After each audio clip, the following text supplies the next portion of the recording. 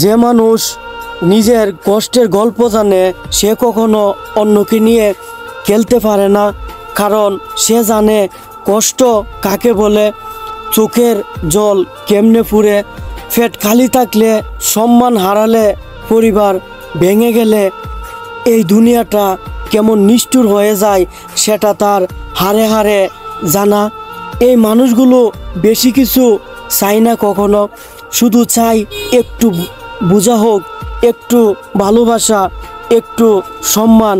কিন্তু সমাজ এদেরকে বোকার দল বলে, কারণ তারা গলা তুলে চিৎকার করে না কখনো, চোখে চোখ রেখে বদলা নেয় না, তারা শুধু নীরবে সহ্য করে আর আল্লাহর কাছে সব ছেড়ে দেয়।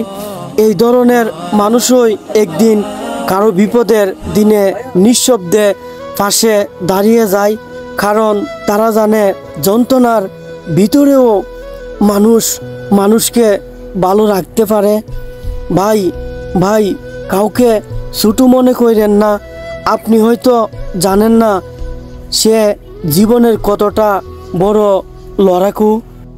মানুষ সব বুঝে না ভাই, অনেকেই ভাবে যে চুপচাপ থাকে সে কিছু বুঝে না, কিন্তু আসলে সেই মানুষটাই সবচেয়ে বেশি বুঝে সবাইকে, নিজেকেও।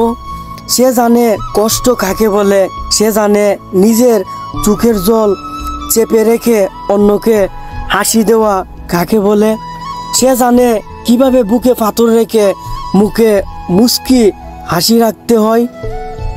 জীবন তাকে অনেক কিছু শিখিয়েছে, তাই আজ সে আর কারো ক্ষতি করে না, শুধু দূরে সরে যায়, চুপ করে যায়, কারণ সে জানে আঘাত করে জেতা যায়, কিন্তু ক্ষমা করে মানুষ হওয়া যায়। এই পৃথিবীতে সবচেয়ে শক্তিশালী মানুষগুলো হলো সে যে নিজে ভাঙে থেকেও অন্যের জন্য আশার আলো জ্বালাতে পারে।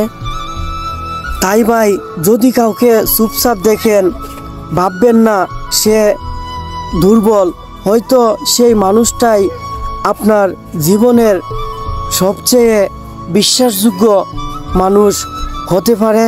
সবাই শুধু বলে ভালো থেকো, কিন্তু কেউ জিজ্ঞেস করে না ভালো আছো তো। এই যে চুপচাপ থাকি এর মানে এই না যে কিছু লাগে না।